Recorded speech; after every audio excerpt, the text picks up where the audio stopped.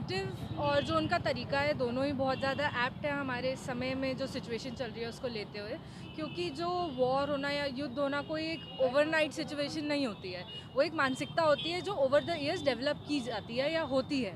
जिस वॉर जहाँ हो रहा है वो अलग देश है, अलग जगह है, लेकिन उसका जो कॉन्सेप्ट एज अ होल है वो इस समय पूरी दुनिया में फैला हुआ है। चाहे वो हमारा देश हो या कोई भी देश हो, वो मानसिकता डेवलप करना, उस तरह का मानवीयता को हटाना लोगों के जीवन से, वो हमारे देश में भी देखा जा रहा है और ये कोई दूर नहीं है कि ये हर देश में पहुँचे।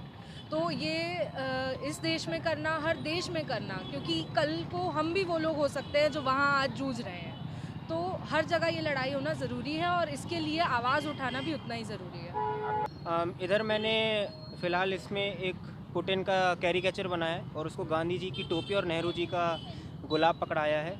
और इसमें कविता के साथ साथ मैंने अपनी लाइन भी लिखी है कि युद्ध खुद एक समस्या है, वो किसी समस्या का समाधान भला कैसे कर सकता है।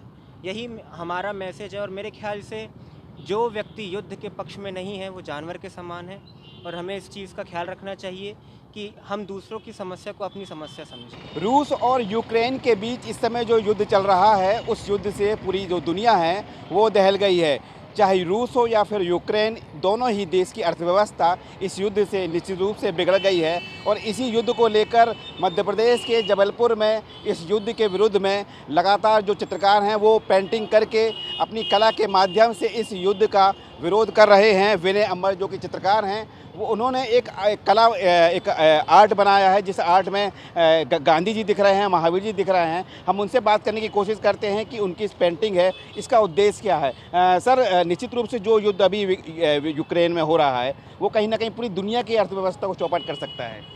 दरअसल दुनिया की अर्थव्यवस्था नहीं, पूरी दुनिया को चौपट कर सकता है, क्योंकि कल आज की जो घटना है कि जहाँ पर यूक्रेन में जो न्यूक्लियर रिएक्टर लगे हुए हैं उन पर अगर धमाके हो जाए, उन पर अगर हमला हो जाएगा तो उसका असर सिर्फ यूक्रेन में या यूरोप में नहीं रहेगा, वो पूरे दुनिया में फैलेगा। तो हमारा कहना ये है कि युद्धों ने कभी भी अन्न की फसलें नहीं उगाई हैं, बल्कि आदमी को अन्न के लिए तरसाया है। और ये दुनिया जब भी किसी बड़े युद्ध के मुहाने पर गई है, एक बहुत बड़ी विभीषिका, बहुत बड़ी मनुष्यता के खिलाफ एक षड्यंत्र के रूप में ये उपजी है। और एक बता दें कि ये युद्ध जो है ये मानवता के खिलाफ है और मनुष्यों के द्वारा ही खिलाफ हुआ जा रहा है, क्योंकि इसके पीछे पूरी हथियारों की एक पूरी बड़ी भारी एक जो एजेंसी है वो लगी हुई है। और वो बल्ले बल्ले कर रहे हैं कि चलो इतने मर गए, आप यहाँ से यूरोप से अब हम हथियार भेजेंगे, नाटो हथियार भेजेगा, फिर वहाँ से और लड़ाई लड़ेगी, रूस और आगे बढ़ेगा। तो कुल मिला के होना क्या है, तबाही तो होना है। आप अपनी कला के जरिए किस तरह का संदेश दे रहे हैं? मेरे मुल्क के अंदर और पूरी दुनिया के अंदर दो बड़े ऐसे स्तंभ हुए हैं, एक महात्मा गांधी, दूसरे बुद्ध, यानी कि पहले बुद्ध फिर महात्मा गांधी। और दोनों ने तमाम विकल्प दिए हैं दुनिया के अंदर, अहिंसा के विकल्प दिए हैं।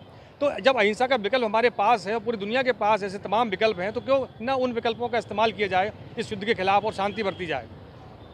तो निश्चित रूप से कहीं ना कहीं अहिंसा का एक विकल्प है, और अगर अहिंसा अपनाएंगे तो कहीं ना कहीं जो युद्ध आज हो रहा है उस युद्ध से जो अभी तक जो सैकड़ों लोगों की जान गई है वो जान नहीं जाती।